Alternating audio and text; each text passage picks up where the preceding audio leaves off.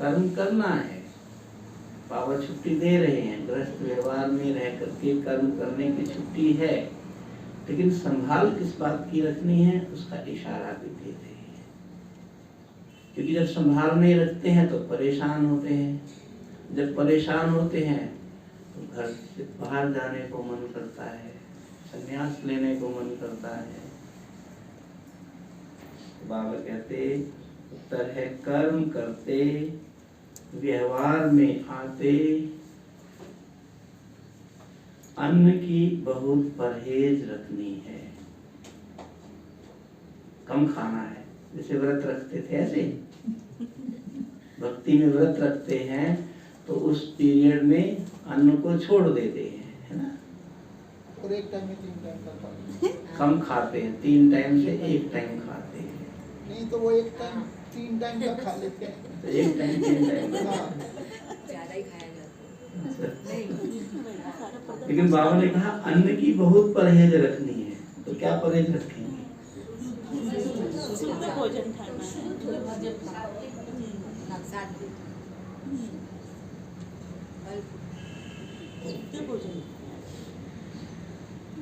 तो बाबा कहते हैं, ये तो बाबा कुछ अलग ही परहेज बता रहे हैं। पतितों के हाथ का नहीं खाना है। अंडरलाइन परहेज में क्या है? पतितों के हाथ का नहीं खाना है। मीठे बच्चे नहीं खाना है। क्यों नहीं खाना है भाई? घर में रहते हैं तो कहाँ खाने जाएंगे? चलो होटल पे नहीं खाएंगे, है ना, यही होगा ना, ठीक है। कहीं ढाबे पे जाके नहीं खाएंगे, घर में तो खाना है ना। लेकिन फिर भी बाबा क्या कहते हैं? अपने को बचाते रहना है। कर्म सन्यासी नहीं बनना है, लेकिन परहेज जरूर रखनी है। ऐसा नहीं कि खाना छोड़ देना है, पर छोड़ना क्या है वो इशारा बाबा ने। तुम कर्मयोगी हो, कर्म करते बाप की याद में रहो तो विकर्म विनाश हो। क्योंकि उसका भी कनेक्शन है, अन्न का भी हमारे कर्म से कनेक्शन है, इसलिए बाबा इशारा दे रहे हैं। क्योंकि भक्ति में भी हमने सुना जैसा अन्न वैसा मन, है ना। क्योंकि भक्ति मार्ग में भी और जो कर्म हठ योगी होते हैं उनका भी एक सिद्धांत है कि अन्न से मन का किस तरीके से पोषण होता है। वो भिन्न भिन्न धातुओं में परिवर्तित होता हुआ फिर वो मन तक पहुंचता है। और मन तो क्या है? आत्मा की एक सूक्ष्म इंद्रिय है। तो मन पर प्रभाव गया माना आत्मा प्रभाव, और आत्मा ही श्रेष्ठ कर्म करती है। आत्मा से ही विकर्म अथवा पाप कर्म हो जाता है। और मन अगर आत्मा को चलाने लगे तो क्या होता है? अगर श्रेष्ठ दिशा में मन जा रहा है तो श्रेष्ठ कर्म होता है, और अगर मन की गति विपरीत हो गई, कलयुगी हो गई, तो विकर्म हो जाता है। इसलिए मन की गति अच्छी रहे जो हमें सद्गति की ओर ले जाए, तो आत्मा की फिर मुक्ति होती है, आत्मा विकर्म से बच जाती है। इसलिए बाबा इस पर इशारा दे रहे हैं, परहेज करने के लिए कह रहे हैं। ओम शांति। बाप बच्चों को बैठ समझाते हैं। जब कोई गीता आदि सुनाते हैं तो कहते हैं यदा यदा ही धर्मस्य, मुख्य श्लोक है ना गीता का ही। जब जब धर्म की ग्लानि, अधर्म की वृद्धि होती है, तब क्या होता है? तब मैं आता हूँ। आप आते हैं? भगवान कहते हैं, क्योंकि गीता के लिए कहा गया है कि वो भगवानुवाच है। और किसी भी शास्त्र के लिए ये नहीं कहा गया है वो भगवानुवाच है। वो वेद किसने लिखी है? किसने लिखे? महर्षि वेद व्यास ने लिखे। पुराण किसने? ऋषियों ने लिखे। लेकिन गीता के लिए कहा जाता है कि वो भगवानुवाच है। उसके लिए ही सुनते हैं कि श्री कृष्ण ने गीता का ज्ञान दिया, युद्ध क्षेत्र। तो उसमें भी सवाल खड़ा हो जाता है, श्री कृष्ण ने दिया या जैसे मुरली में सवाल खड़ा हो गया ना, अभी कहा ना कि वो काठ वाली मुरली नहीं, ये ज्ञान मुरली है।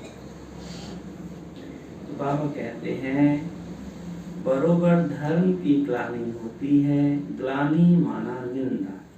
तो भारत में धर्म की ग्लानि और अधर्म की वृद्धि हो जाती है। मैं आता ही तब हूँ जब यह हालत होती है। तो यह हालत है अभी, धर्म की ग्लानि है, ऐसी स्थिति या होनी और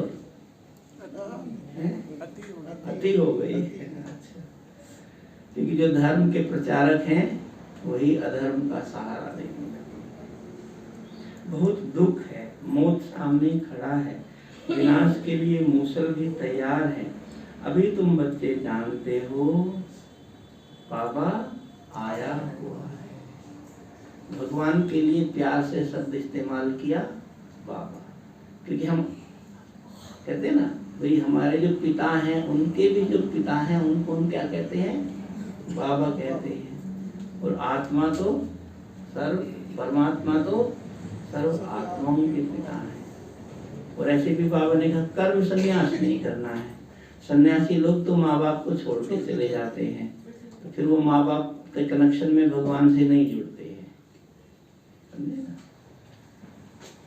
लेकिन हम बच्चे तो घर गृहस्थ में रहते हुए परमात्मा के साथ जुड़ते हैं। तो हमारे इस ज्ञान मार्ग में संबंध का महत्व है, और सन्यास में संबंध से विरक्ति है, कोई नहीं। लेकिन यहाँ संबंध का महत्व है इस ज्ञान मार्ग में। इसलिए हम प्यार से भगवान के लिए क्या शब्द इस्तेमाल करते हैं, बाबा।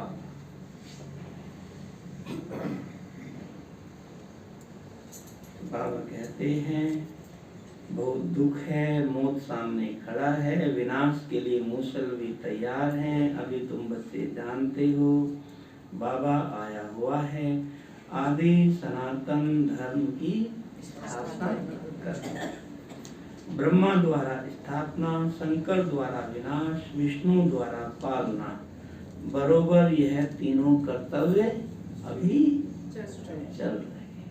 तीनों चल रहे हैं, एक चल रहा है, तीनों ही चल रहे हैं। अभी तुम ब्राह्मण हो और जानते हो, अभी हम ब्राह्मण से देवता बन रहे हैं या बन गए, थोड़े थोड़े तो बन गए होंगे जी। देखो, एक है शरीर के आधार से, जन्म के आधार से देवता का टाइटल, और एक है गुणों के आधार से देवता का टाइटल। यहाँ संसार में भी कोई व्यक्ति जो होता है जिसमें दिव्य गुण होते हैं, तो उसके लिए कहते हैं ये तो जैसे देवता है। अभी शिव बाबा के पोते हैं, शिव बाबा का एक बच्चा, एक से फिर तुम कितने बच्चे बन जाते। तो पहला बच्चा कौन, ब्रह्मा। और हम सब कौन, क्या कहलाते हैं, उनके बच्चे हैं। क्या कहलाते हैं,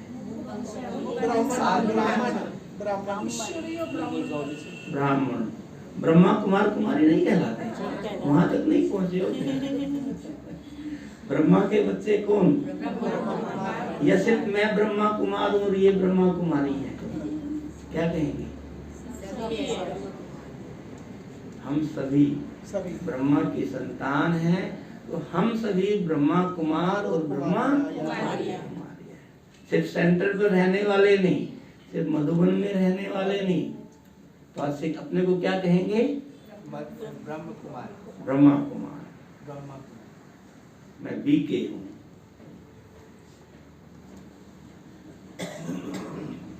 शिव बाबा का एक बच्चा, एक से फिर तुम कितने बच्चे बनते जाते हो। पतितों को पावन बनाने की सेवा तुम कर रहे हो।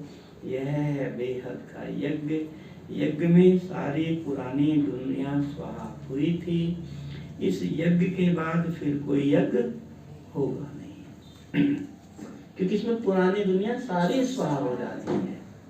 तो यज्ञ में स्वाहा करते हो, क्योंकि फिर स्वाहा करने का चांस नहीं मिलेगा,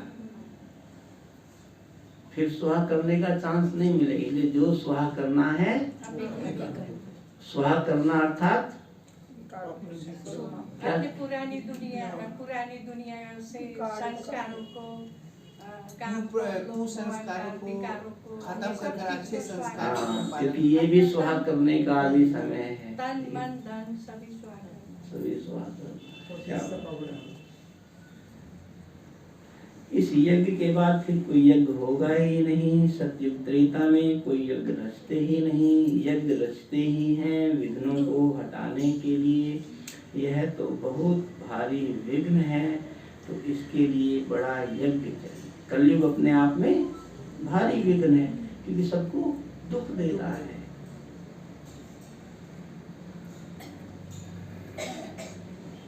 तो इसके लिए बड़ा यज्ञ चाहिए। यह है वेद का यज्ञ। इसमें पुरानी दुनिया की सामग्री जो भी है सब स्वाहा होनी है।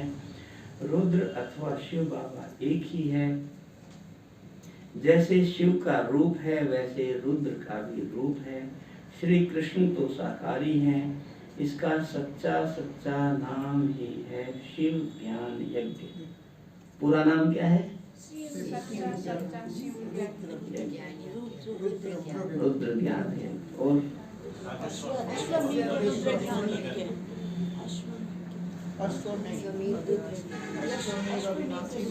राजस अश्वमेध अविनाशी रुद्र ज्ञान यज्ञ।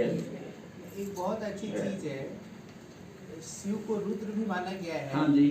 और शिव को शकुन रूप में उनका परिवार भी है। हाँ जी। तो ये बहुत अच्छा समन्वय है कि रुद्र को परिवार के रूप में भी, शिव का जो परिवार है कि पारिवारिक रूप में भी ब्रह्म को पाया जा सकता है। तो ये बैठा है ना परिवार। नहीं, ये बहुत बड़ा एग्जाम्पल है ये। तो बाबा ने कहा कि शिव बाबा कहते हैं, रुद्र बाबा नहीं कहते हैं। भोला भंडारी शिव बाबा को कहते हैं।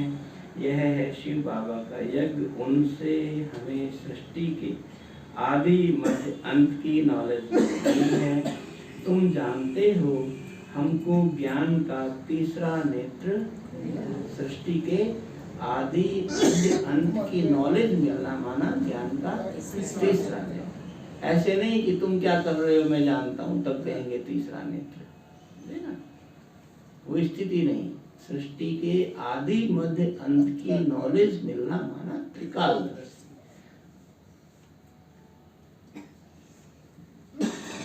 देवताओं को तीसरा नेत्र दिखाते हैं ना, परंतु यह है ज्ञान का तीसरा नेत्र जो तुम ब्राह्मणों को मिलता है, जिससे तुम देवता बनते हो। वहां तीसरे नेत्र की दरकार नहीं है।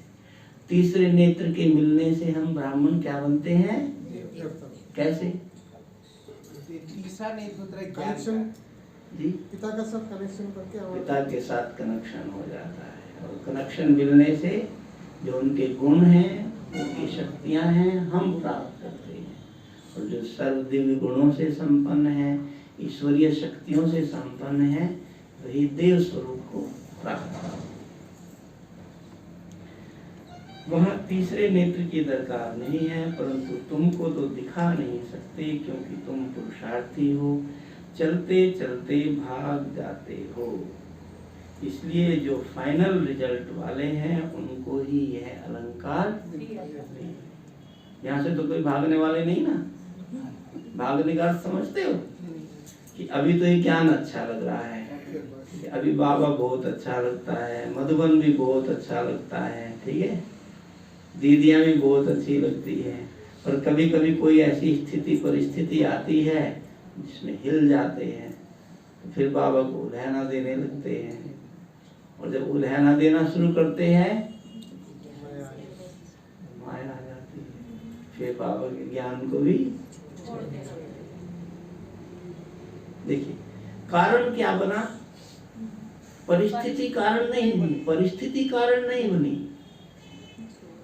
परिस्थिति कारण नहीं बनी। उस परिस्थिति के समय जो हमने नेगेटिव को अडॉप्ट करना शुरू किया वो कारण बना। बाबा कहता है परिस्थिति तो पेपर है और पेपर तो आगे बढ़ाता है। अगर किसी बच्चे का पेपर नहीं हो तो अगली क्लास में कैसे जाएगा? तो पेपर, परिस्थिति पेपर है, पेपर आगे बढ़ाने के लिए है, पेपर विजयी बनाने का आधार है। इसलिए परिस्थिति कारण नहीं, कारण है उस परिस्थिति में हमारा निगेटिव एडॉप्शन, हम जो उसमें से निगेटिव चुनते हैं। आपने सुना होगा फैज अहमद फैज को, जो पाकिस्तान पेशावर के बहुत बड़े कलाम थे, गजल, उनका एक कलाम है हम देखेंगे, लाजिम है कि हम देखेंगे। उनका एक लास्ट में बताऊंगा, तो उन्होंने बताया मैं हूँ भी नहीं भी, तो हूँ परिस्थितियाँ उनको हूँ और नहीं से ईश्वर को नहीं जोड़ती है, बल्कि नेगेटिविटी जो थॉट है वहाँ से ईश्वर चले जाते हैं। बार बार डिस्टर्ब हो रहा है, हम मतलब समझ में नहीं आ रही, भटक रहे हैं। अच्छा, फिर एक ही बोलते हैं, इधर उधर से करने से फिर डिस्टर्बेंस। ओके ओके ओके, ठीक है, टेक केयर, ठीक है। तो बाबा ने कहा, ठीक है, चलते चलते भाग जाते हो, इसलिए जो फाइनल रिजल्ट वाले हैं उनको यह अलंकार दिए हैं। नहीं तो देवताओं के पास थोड़े ही शंख चक्र आदि हैं। यह सृष्टि चक्र के आदि मध्य अंत की नॉलेज तुमको सुना रहे हैं। उन्होंने फिर शास्त्रों में लिख दिया है, स्वदर्शन चक्र से फलाने को मारा, यह किया। बाबा कहते हैं मैं तो पतितों को पावन बनाने आता हूँ। इस तरीके से कोई सुदर्शन चक्र चला के मारने नहीं आता हूँ, इस तरीके से मार करके मैं कोई नई दुनिया बनाता हूँ। बाबा कहते हैं मैं तो पतितों को पावन बनाने आता हूँ। इसमें हिंसा की तो बात ही नहीं है, देवताओं का है ही अहिंसा परमो धर्म। श्री कृष्ण के लिए फिर हिंसा करना कैसे लिखा है, कैसे वंडरफुल चित्र बनाए हैं। वहाँ ही गीता सुनाते, राजयोग सिखाते, वहाँ ही फिर किसको मारते हैं। तो ये विपरीत बातें हो गई। कहते हैं अहिंसा परमो देवी देवता धर्म, धर्म माना ही अहिंसा। फिर उस तरीके से भगवान के द्वारा सुदर्शन चक्र चलाना, वो तो एक हिंसा हो गई। तो बाबा कहते हैं ये दोनों बातें कैसे हो सकती हैं। तो बाबा कहते वहाँ ही गीता सुनाते, राजयोग सिखाते, वहाँ ही फिर किसको मारते हैं। बाप को तो याद करते ही इसलिए हैं कि आकर पतित दुनिया को पावन बनाओ, राजयोग सिखाओ। बाप कहते हैं ज्ञान का सागर नॉलेजफुल मैं हूँ, तुमको नॉलेज मिल रही है, इसको ही अमर कथा कहते हैं। भक्ति में दिखाते हैं ना कि शिव ने पार्वती को अमर कथा सुनाई। किस लिए सुनाई, किस लिए सुनाई? अमर करने के। तो बाबा कहते हैं वह तो शिव शंकर को एक कह देते हैं। शंकर सूक्ष्म वतनवासी, वह कैसे कथा सुनाएंगे, उनको तो नॉलेजफुल नहीं कहा जाता। शिव बाबा सारे सृष्टि चक्र का राज समझाते। यहाँ बाबा ने स्पष्ट किया कि शंकर सूक्ष्म वतनवासी हैं और शिव जो परम धाम निवासी हैं वो ब्रह्मा तन में अवतरित होकर के फिर हमें ज्ञान देते हैं। क्योंकि निराकार परम धाम से कैसे ज्ञान देंगे, इसलिए उनको आधार लेना पड़ता है। शिव बाबा सारे सृष्टि चक्र का राज समझाते हैं, जो नॉलेज कोई के पास है नहीं। बाप धनी को न जानने के कारण ही आर्फन बन पड़े हैं, लड़ते झगड़ते रहते हैं। सतयुग में कोई झगड़ा नहीं होता, न रोना न पीटना, इसलिए मोहजीत राजा की कथा सुनाते हैं। कथाएं तो ढेर हैं, हर एक धर्म में किस्म किस्म की कथाएं हैं, जो सब भक्ति मार्ग की सामग्री है। भक्ति करते हैं भगवान से मिलने लिए। आधा कल्प भक्ति करते आए हैं, भगवान तो किसको भक्ति में नहीं। अब बाप ने तुम बच्चों को परिचय दिया है, तुम्हें फिर औरों को देना है। सन सो फादर, बाप का परिचय दे सबको नॉलेज बताते रहते हो। तुम हर एक बच्चे की बुद्धि में है कि शिव बाबा हमारा रूहानी बाप है। हम आत्मा रूह और बाबा हमारे रूहानी बाप हैं। यह भी भक्ति मार्ग वालों को समझना है कि तुम्हारे दो बाप हैं। कौन कौन से दो बाप हैं? लौकिक बाप, दूसरा पारलौकिक बाप, तीसरा भी है अलौकिक। देखो ब्रह्मा को भी तो फादर कहते हैं क्योंकि उन्होंने नई दैवी सतयुगी सृष्टि की स्थापना की, इसलिए हम सभी के अलौकिक पिता है।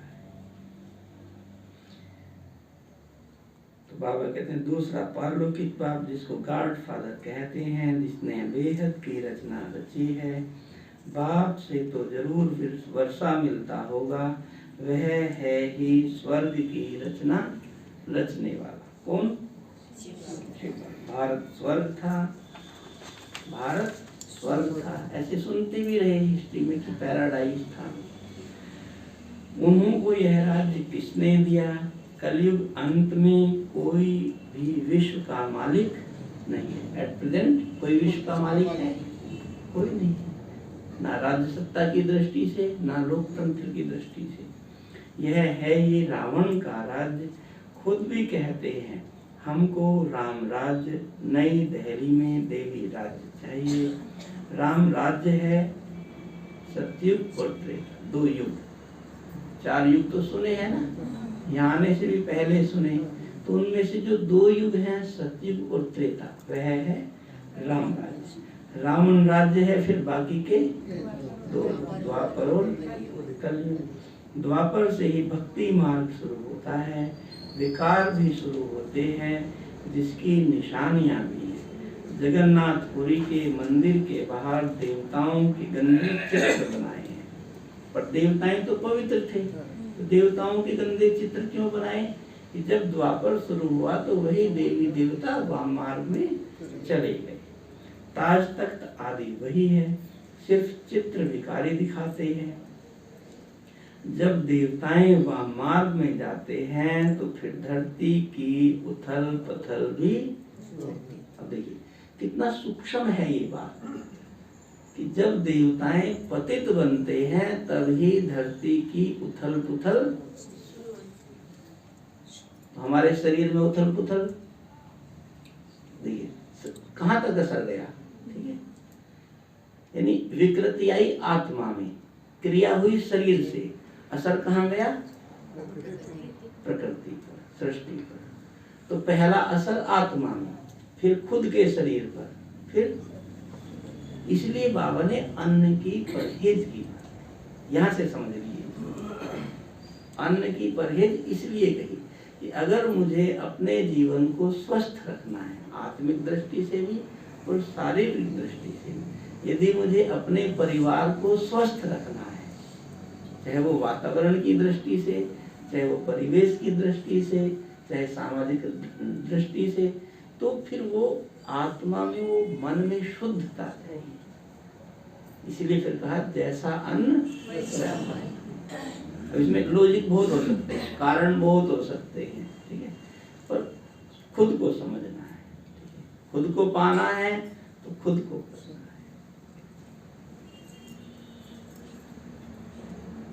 बाबा ने कहा उथल पाथल भी होती है, सोने हीरे के महल सब नीचे चले जाते हैं। पूजा के लिए कितना भारी मंदिर बनाया है, देखिए हीरे सोने के महल सब नीचे चले जाते, अर्थात कि आत्मा में विकृति आने से हम उस प्रकृति का सुख प्राप्त नहीं कर सकते। कनेक्शन देखिए, इसलिए अगर हमें प्रकृति की दृष्टि से भी सुख चाहिए, साधनों की दृष्टि से भी सुख चाहिए, तो सिर्फ हमें अपने अर्निंग के रिसोर्सेस नहीं बढ़ाने हैं, आत्मा में शुद्धता को बढ़ाना। नहीं तो कहते हैं धन तो कितना भी है फिर भी बीमारी है, हॉस्पिटल कितने भी बड़े बड़े हैं फिर भी ठीक नहीं हो रहे हैं। तो इसलिए इस बात का कनेक्शन है। फिर बाबा ने कहा पूजा के लिए कितना भारी मंदिर बनाया है भगवान ने। वो पत्थर की देवी देवताओं की मूर्ति है और उसमें प्राण प्रतिष्ठा करते हैं, भगवान का हम उसको स्वरूप देखते हैं, लेकिन हमें छूने की उसको इजाजत नहीं है। क्यों भाई, हम नहा धो करके नहीं गए क्या? पर वही कि हमारी जो मानसिक वृत्ति है, ठीक है, उसको उस युग नहीं समझा जा रहा है। अब मैं नहीं कह रहा हूँ पुजारी की है या नहीं है, लेकिन एक लाइन तो डाल दी ना कि भी वो भगवान का भक्त है, इसलिए उसको सिर्फ एक ही व्यक्ति को या दो व्यक्ति को जो उसके वही निमित्त हैं उसको भोग लगाने के, उसको नहलाने धुलाने के, उसकी क्रियाक्रम करने के लिए भल पत्थर की मूर्ति है। और भगवान तो हमें यहाँ चैतन्य में बना रहे हैं, तो हमें अपने पर आत्मा का ही शरीर मंदिर है ना, और आत्मा अपने आप में चैतन्य मूर्ति है। इसके ट्रस्टी भी हम हैं तो इसके पुजारी भी हम हैं। मंदिर का तो कोई मालिक होता नहीं है, तो इसके ट्रस्टी भी हम हैं, इसके पुजारी भी हम, इसलिए हमें संभाल कर। फिर बाबा ने कहा आपे ही पूज्य आपे ही, तो स्थिति होगी ना।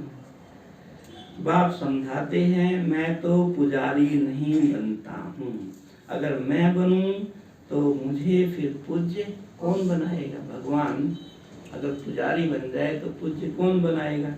मैंने पतित बनता हूँ न बनाता हूँ, न बनता हूँ न बनाता हूँ। पतित तुमको रावण बनाते हैं, जिसको जलाते आते हैं। इस समय पाप आत्माओं की दुनिया है, गाते भी हैं पतित पावन आओ, फिर कह देते पतित पावन सीताराम। झट त्रेता वाले राम की याद आ जाती है, अब वह तो पतित पावन नहीं। कौन कह सकता है? अयोध्या में जाते हैं, ठीक है ना, वहाँ सीताराम का मंदिर है, ठीक है, लेकिन बाबा कहते हैं वो राम नहीं, वो राम पतित नहीं बनाते, पावन नहीं बनाते हैं, पतित से पावन नहीं बनाते हैं। भक्ति में भी कहते हैं चार राम है, जो निराकार है, उसके लिए ये बात है। जब त्रेता वाले राम की याद आ जाती है, अब वह तो पतित पावन नहीं है। बाप सब बातें समझाते हैं, तुम सब सीताएं हो, द्रौपदियां हो। आत्मा को बाबा संबोधित कर रहे हैं। एक की बात नहीं है, द्रौपदी को 5 पति दिखाते हैं, ऐसी बात नहीं है। भारत ही प्राचीन पवित्र खंड था, क्योंकि पतित पावन परम पिता परमात्मा का बर्थ प्लेस है।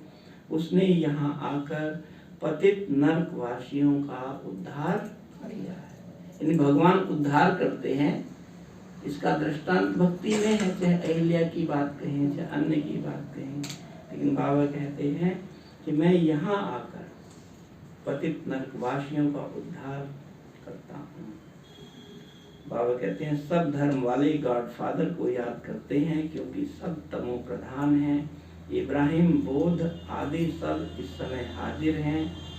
पहला नंबर ब्रह्मा भी पतित दुनिया में है, तो और कोई वापस कैसे जा सकता? सभी इस समय कब्र दाखिल हैं। बाप आकर सबको गति सदगति देते हैं। सतयुग में भारत पवित्र था, देवताओं के आगे गाते भी हैं। आप सर्वगुण संपन्न, संपूर्ण निर्विकारी, और हम क्या हैं? हम तो नहीं है ना। तब की पुरानी बात बाबा कह रहे हैं, भक्ति में गाते थे, है ना। हम विकारी हैं, इस समय सब विकारी हैं। सबको निर्विकारी बनाने बाप को आना पड़ता है।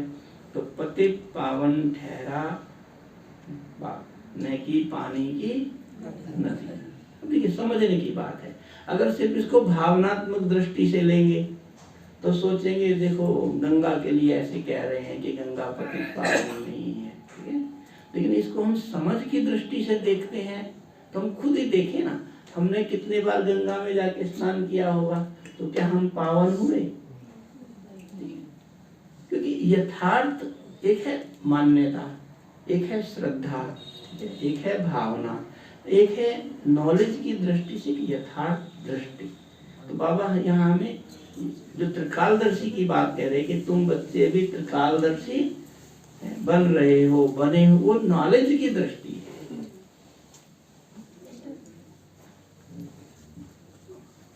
तो बाबा कहते हैं पतित पावन ज्ञान सागर से निकली हुई यह ज्ञान गंगाएं शिव शक्ति सेना है।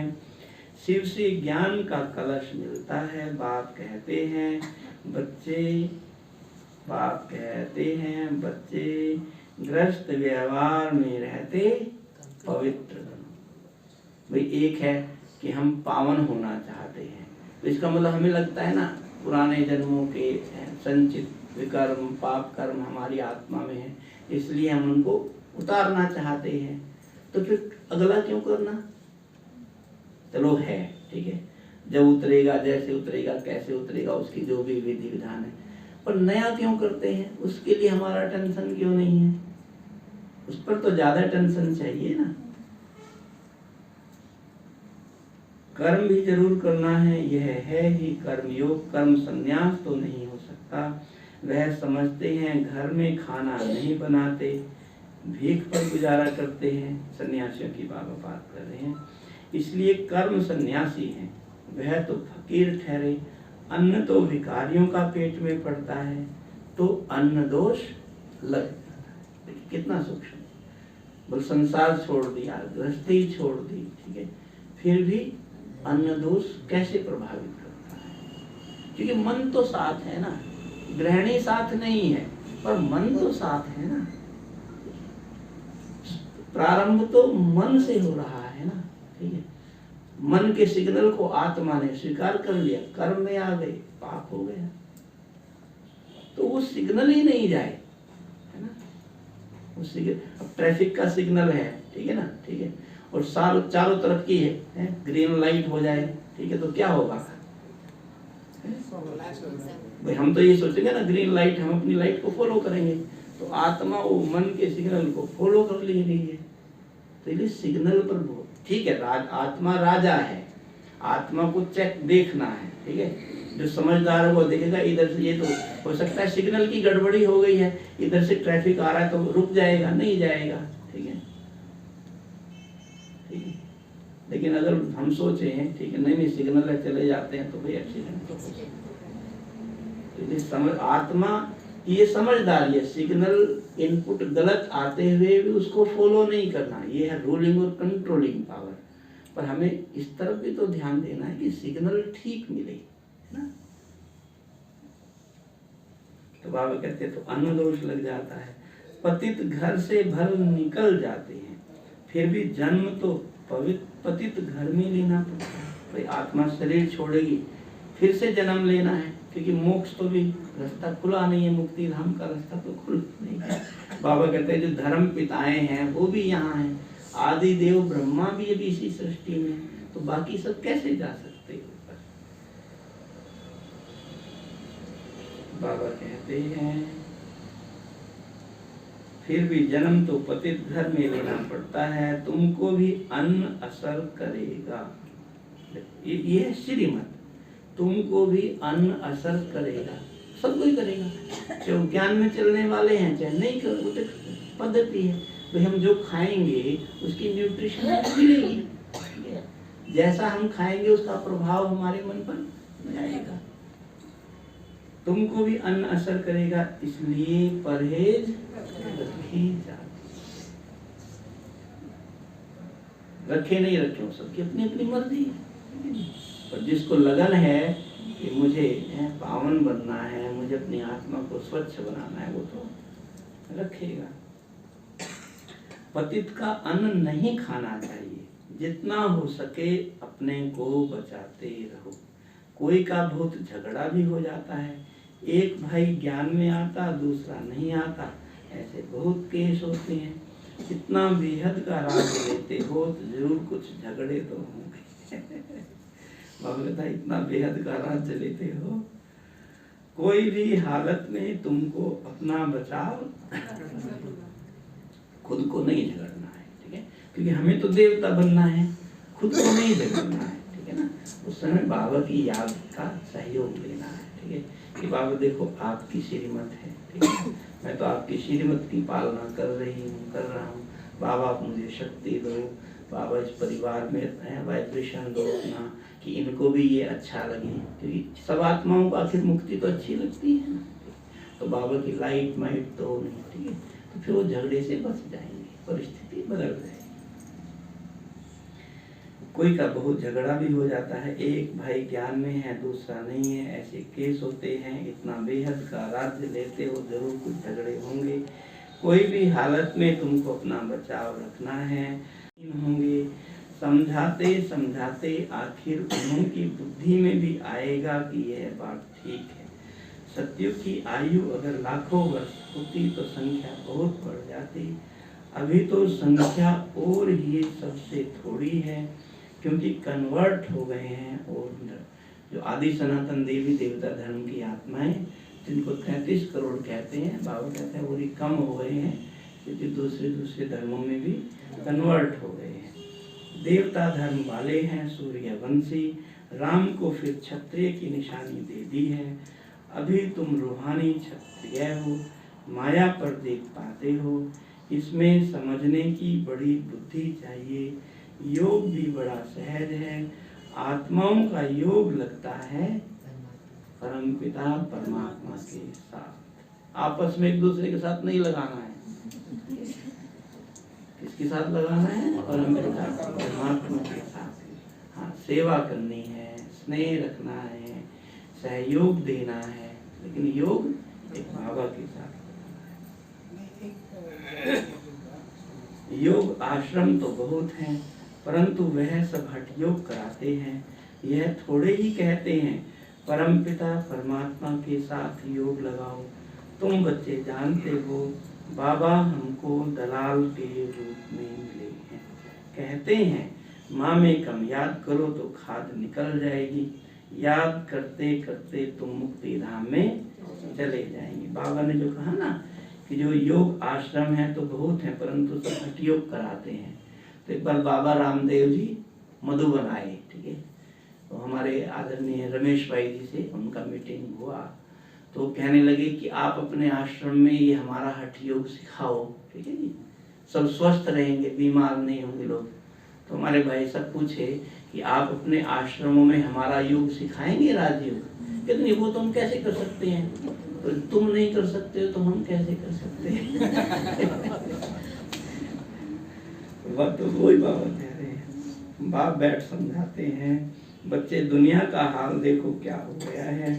तुम जो विश्व के मालिक थे, हम बेगर बन पड़े, अब बेगर बन पड़े हो, फिर बेगर टू प्रिंस। नहीं, आप सब बेगर नहीं हो, बाबा के बच्चे लोग हैं, ठीक है। लेकिन उस दृष्टि से बाबा कह रहे हैं जो आत्मा जो सतो प्रधान थी, संपूर्ण सतो प्रधान आत्मा थी, वो तमो प्रधान बन गई। फिर तमो प्रधान से भी धीरे धीरे हम तम की ओर आए, थोड़ा कम किया, फिर रज की ओर, फिर सत की ओर, फिर धीरे धीरे सतो प्रधान। भारत बेगर है, पतित राजाएं पावन महाराजा महारानी के मंदिर बनाकर पूजा करते हैं। पावन महाराजा महारानी कौन है? श्री लक्ष्मी नारायण। निराकार शिव बाबा की पूजा करते हैं, जरूर कुछ किया होगा, कितने मंदिर हैं तुम अभी जानते हो। 5000 वर्ष पहले भी आकर बाबा ने राजयोग सिखाया था, और हम सबने सीखा था, अंत तक सीखा था या बीच में छोड़ दिया था? क्या याद है? बोल नहीं सकते आगे। कमाल करते हो। देखो कह रही है अभी बोल नहीं सकते। देखो ये भी मार्जन है ना, कि क्या पता ऐसा हो जाए। नहीं, मार्जन नहीं रखने। बाबा हमने अंत तक राजयोग सीखा था, अंत तक ये पढ़ाई पढ़ी थी, और हम आपके साथ परम धाम जाकर के फिर अपनी दैवी दुनिया में आए, ठीक है, आए थे पक्का। इसको कहते हैं संपूर्ण निश्चय। तो जैसे बाबा में संपूर्ण निश्चय, ऐसे अपने आप में भी संपूर्ण निश्चय कि कुछ भी हो जाए, क्या भी हो जाए, कि मेरे जीवन में कभी कुछ ऐसा हुआ ही नहीं कि मैं बाबा का हाथ छोड़ूं।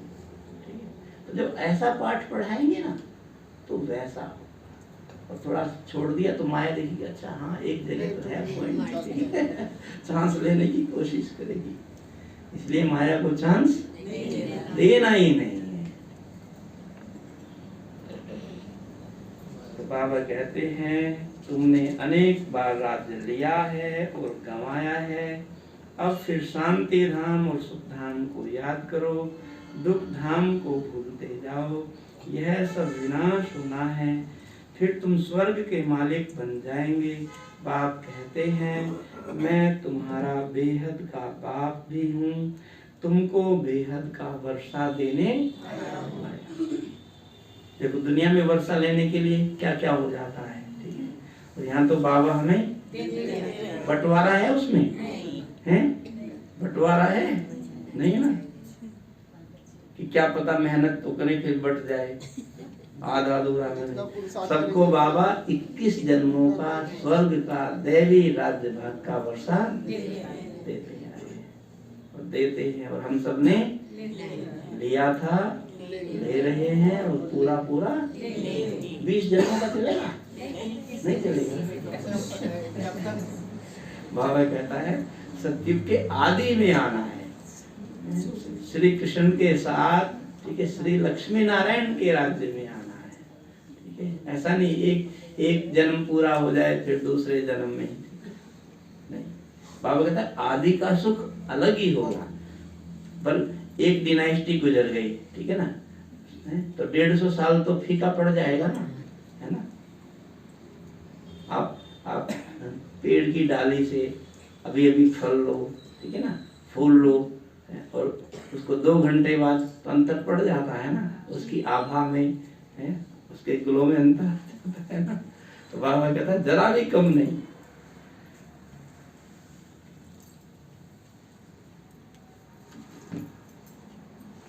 जैसे आपने बोला 21 जन्म तक, जी। 21 संस्करण के बाद मतलब आत्मा जब 21वां संस्करण करे, नहीं संस्करण नहीं, जन्म की बात है। वही आत्मा जब 21वां रूप धारण करे, तो बाबा कहते हैं कि फिर तुम स्वर्ग के मालिक बन जाएंगे। बाप कहते हैं मैं तुम्हारा बेहद का बाप भी हूँ, तुमको बेहद का वर्षा देने आया हूँ, तुम्हारी दिल में खुशी है, हम अपनी राजधानी श्रीमत पर स्थापन कर रहे हैं, परंतु है सारा गुप्त। रावण पर जीत पानी है, गाया भी जाता है माया जीते जगत जीत। 5 विकारों पर जीत पानी है, 5 विकारों का संन्यास करना है। शिवैया तो एक बाप है, सबकी सद्गति करने वाले सतगुरु विदर घोर अंधेरा है।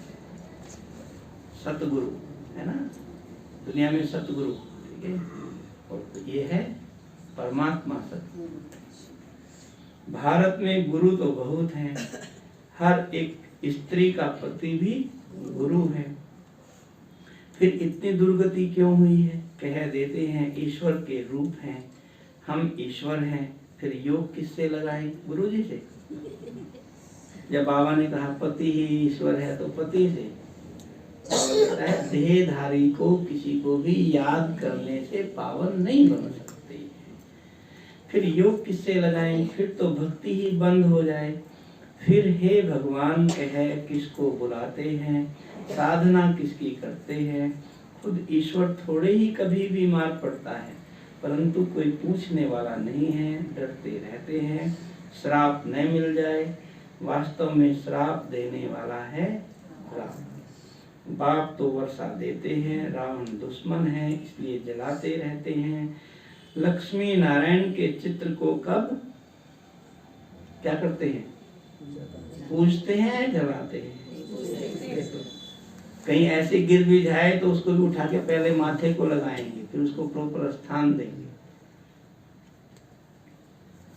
तो बाबा कहते हैं रावण दुश्मन है इसलिए जलाते रहते हैं। लक्ष्मी नारायण के चित्र को कब जलाते हैं? क्या बिल्कुल नहीं। रावण क्या चीज है अभी तुमको मालूम पड़ा है। सतयुग में पावन प्रवृत्ति में सुख था, पावन प्रवृत्ति में सुख था, तो सुख का आधार है पावन प्रवृत्ति। अभी पतित प्रवृत्ति में दुख है, अभी इसका विनाश होना है। तुम देखेंगे अर्थक्वेक आदि होती रहेंगी, बाबा भी कहाँ तक बैठ शिक्षा देंगे, लिमिट होगी ना। ये बाबा अंत की ओर ले जा रहे हैं। राजाई स्थापन होगी और विनाश होगा। अंत में तुम बहुत मजे देखेंगे। अंत में क्या मजे देखेंगे? विनाश होगा। तो विनाश कोई मजे की चीज है क्या? तो बाबा कहते हैं अंत में बहुत मजे देखेंगे। शुरुआत से भी जास्ती, वह तो पाकिस्तान था, लड़ाइयाँ हुई ना, खूने ना हक खेल चला, तो उस समय ये ओम मंडली वहीं थी पाकिस्तान में। अभी तो विनाश का समय है, तुमको बाबा बहुत कुछ दिखाएंगे। फिर जो अच्छी रीति नहीं पढ़े हुए होंगे वह अंदर फटकते रहेंगे। क्या हो रहा है, क्या हो रहा है, वो क्या क्या क्या क्यों हो रहा है, क्या क्यों में फंस जाएंगे। तो बाबा कहते हैं क्या कर सकते हैं, अभी जितना पुरुषार्थ करना है कर लो। बाल बच्चों को तो संभालना, छुट्टी दिया है बाबा ने, बाल बच्चों को तो संभालना चाहिए, लेकिन न्यारे होकर, ट्रस्टी बन करके, ऐसा समझ करके ये सब भगवान के बच्चे और मैं पार्वती हूँ, मैं आत्मा पार्वती बन के संभालना है। कायर नहीं बनना है। कायर बनने का मतलब घर बार छोड़ के नहीं जाना। कदम कदम श्रीमत पर चलना है, बाप को याद करते रहना है, बस इसमें ही मेहनत है। पापों का बोझा सिर से कैसे उतरे, उसके लिए है सहज योग, जो आप सबको बाबा ने सिखाया है। यह है ज्ञान बल, योग बल, जिससे माया पर विजय पाकर विश्व के मालिक बनते। ज्ञान बल से योग। तो प्रतिदिन की मुरली सुनने से हमारे आत्मा में ज्ञान का बल आता है, और जब उस बात को जो बाबा ने श्रीमत दी है उसको जब पालन करते हैं तो वो बल स्थायी हो जाता है। एक है बल का आना और एक है बल का स्थायी हो जाना, हमेशा के लिए। तो जब हम उस ज्ञान की पॉइंट को जिस समय जब आवश्यकता है उसका इस्तेमाल करते हैं तो फिर उसका अनुभव आता है, और अनुभव से बड़ी दूसरी कोई शक्ति नहीं है, अनुभव से बड़ी दूसरी कोई अथॉरिटी नहीं है। जैसे कवि है जो रवि जहाँ ना पहुँचे वहाँ कवि, और जहाँ कोई ना पहुँचे वहाँ पहुँचे अनुभव। तो बाबा हम बच्चों को अनुभवी बना रहे हैं, लेकिन बनना खुद को है, क्योंकि खुद इस्तेमाल करेंगे इस ज्ञान योग का तो फिर हम अनुभव। तो कोई बात आती है तो क्या करते हैं, सब कहेंगे योग लगाओ, योग लगाओ, है क्यों लगाओ? क्योंकि योग से बल आएगा और उस बल से हम उस परिस्थिति को पार कर सकें। अच्छा, मीठे मीठे मीठे मीठे सिकील दे, सिकील दे माना बच्चों प्रति माता पिता बाप दादा का प्यार, गुड मॉर्निंग और हम रूहानी बच्चों की माता पिता बाप दादा को प्यार, गुड मॉर्निंग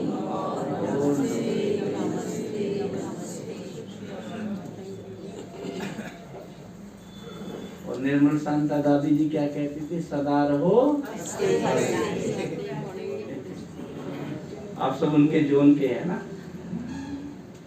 धारणा के लिए मुख्य सार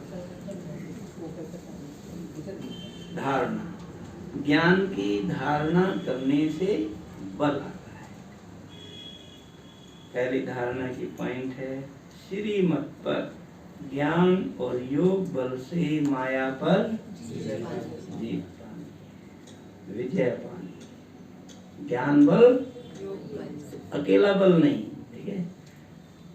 अगर नाव को खेना है तो दोनों चप्पू चलाने पड़ते हैं, एक से चलता है अनबैलेंस हो जाता है, एक से नहीं अनबैलेंस हो जाएगी। इसलिए ज्ञान और योग के दोनों विनाश के पहले अपने विकर्मों का विनाश करना है,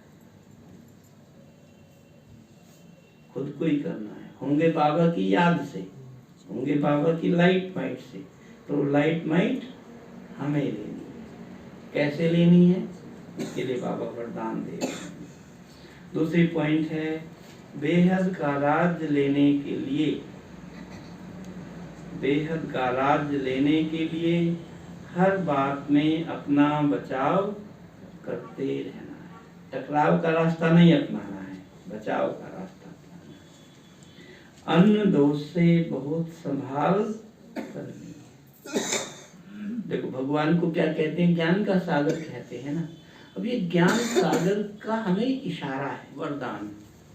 संगम युग के महत्व को जान। कौन सा युग चल रहा है?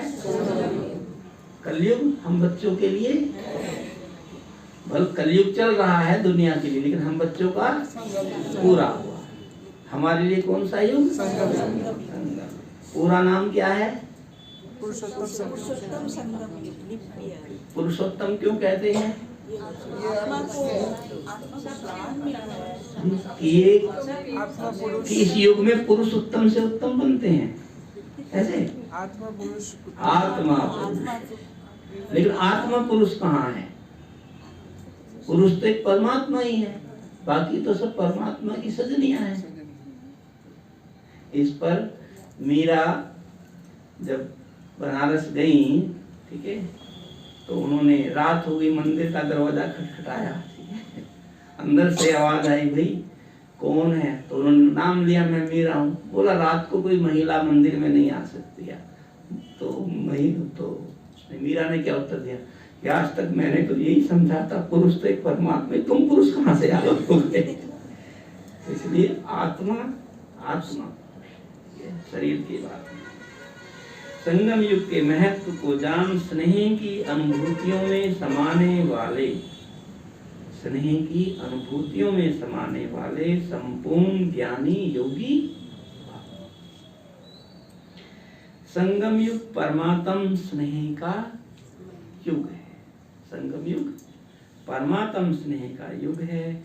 इस युग के महत्व को जानकर स्नेह की अनुभूतियों में समा जाओ। एक है स्नेह और एक है स्नेह की अनुभूति, और उसमें भी बाबा ने कहा स्नेह की अनुभूतियों, सिर्फ एक अनुभूति नहीं, स्नेह में भिन्न भिन्न अनुभूतियां। अब जैसे माँ का बच्चे के साथ स्नेह, यस फिर पति के पत्नी के साथ स्नेह, समा जाओ। स्नेह का सागर, स्नेह के हीरे मोतियों की थालियां भर भर कर देते हैं। स्नेह के सागर, स्नेह के हीरे मोतियों की थालियां भर कर देते हैं। तो अपने को सदा भरपूर अनुभव करो। थोड़े से अनुभव में खुश नहीं हो जाओ, संपन्न बनो। थोड़े से में, भक्ति में तो थोड़े से में खुश हो जाते हैं ना, यहाँ बाबा कहते हैं संपन्न बनो। अब हम कहेंगे कि तो तृष्णा हो गई, ठीक है, थोड़े से में खुश ना होना तृष्णा हो गई, लेकिन यहाँ बाबा आत्मा की संपन्नता की बात कर रहे हैं। ये परमात्म प्यार के हीरे मोती अनमोल है, इससे सदा सजे सजाए रहो, क्योंकि यह स्नेह ही योग है और स्नेह में समाना ही संपूर्ण ज्ञान है। स्नेह में समाना ही संपूर्ण ज्ञान। हम ज्ञान की बहुत बातों का वर्णन करते रहे, और बाबा से स्नेह नहीं है, योग युक्त नहीं है। और स्नेह योग युक्त होना ही स्नेह नहीं है, स्नेह की जो अभिव्यक्ति है ना, वो भी महसूस होनी चाहिए, स्वयं को भी महसूस होनी चाहिए, अन्य को भी। जैसे माँ है, बच्चा है, तो स्नेह है, पर वो स्नेह की अभिव्यक्ति प्रकट करती है, उस स्नेह को एहसास कराती है उस बच्चे को स्नेह का। तो ऐसे ही बाबा के साथ हमें उस स्नेह को अभिव्यक्त भी करना है। दूसरे को दिखाने के लिए थोड़ी माँ कर रही है, वो रियल में कर रही है, इसलिए उसकी अभिव्यक्ति प्रकट हो जाती है। स्नेह में समाना ही संपूर्ण ज्ञान है। ऐसे रूहानी स्नेह का सदा अनुभव करने वाले ही संपूर्ण ज्ञानी योगी हैं। ऐसे रूहानी स्नेह का सदा अनुभव करने वाले ही संपूर्ण ज्ञानी है। देखो इसका भी भक्ति में मिसाल आया है ना कि वो गोपियां उद्धव को कहती हैं तुम क्या जानो, ठीक है, वो ज्ञान की बात कर रहे हैं, ठीक है ना, तुम क्या जानो स्नेह को, ठीक है। स्लोगन है जो व्यर्थ की फीलिंग से परे रहता है, जो व्यर्थ की फीलिंग से परे रहता है वही माया जीत। ओके, व्यर्थ की फीलिंग से परे, ठीक है, यानी वो जो पॉइंट कि अभी तो संगम है ना, क्या पता, तो क्या पता भी व्यर्थ है, निश्चित भावी हर बात में निश्चित। तामस गुण में है, क्या पता। पूछे तब बताइए ना। इसलिए बाबा के स्नेह में समाये रहो और उस स्नेह को, ठीक है, योग भी ज्ञान की लगन, मुरली में लगन, ये स्नेह, ठीक है, योग के समय योग करना, ये स्नेह, ठीक है। बाबा का कोई कार्य है, चाहे सेंटर का कार्य है, चाहे मधुबन का कार्य है, उस कार्य में सहयोगी बनना, ये स्नेह, है ना। तो भिन्न भिन्न रीति से, ठीक है, चाहे सेवा का अवसर है, किसकी सेवा है, बाबा की सेवा है, किसका घर है, बाबा का घर है, मधुबन किसका है, या हम सबका है, सिर्फ बाबा का नहीं है, मधुबन भी हम सबका है। तो जैसे सेंटर के लिए सोचते हो, मधुबन के लिए भी सोचना, ठीक है, ये स्नेह की अभिव्यक्ति है। ऐसे मधुबन बहुत प्यारा लगता है, 4 धाम की चक्कर लगाया है योग में बैठ करके, तो वो स्नेह है, पर वो स्नेह की अभिव्यक्ति है, वो साकार में भी होनी चाहिए, है ना। तो उसकी अनुभूति एक है सूक्ष्म रीति से और एक है साकार में वह करके उसकी अनुभूति करना। एक है बाबा को मैंने अपना बच्चा बनाया, मन से बनाया, ठीक है ना, तो उस भाव में जीना, ठीक है। एक है उस भाव का प्रकट होना, भाव का प्रकट होना, ठीक है। तो भाव का प्रकट होना वो कर्म में होता है, ठीक है ना। तो उस कर्म में जब आएंगे तो उसकी अनुभूति अलग होगी, उसका फल अलग होगा, कहते हैं ना कर्म फल, कर्म फल, ठीक है। तो एक है हम योग में बैठे हैं, बाबा से स्नेह है, रूह ध्यान कर रहे हैं, और एक ऐसा अवसर आया, ठीक है, कि जहाँ भगवान के साथ संबंध को निभाने का मौका है, ठीक है ना, संबंध को निभाने का मौका है, उस मौके को कर्म में परिणित कर देना, परिवर्तन कर लेना, उस अपॉर्चुनिटी को उठा लेना, उसको कहेंगे स्नेह की यथार्थ में अनुभूति और उसका अनुभव। ओम शांति। अच्छा है, ऐसे हीरे मोतियों से भरपूर रहो, शुभकामनाएं। आज हम जा रहे हैं मधुबन, ठीक है, बस यहाँ से 9:30-10 बजे के अंदर निकल जाएंगे। तो आप सबको मधुबन निवासियों की तरफ से, मधुबन के बाप दादा की तरफ से, दादियों दीदियों की तरफ से बहुत बहुत शुभकामनाएं। सदा बढ़ते रहो, उड़ते रहो, उड़ाते रहो।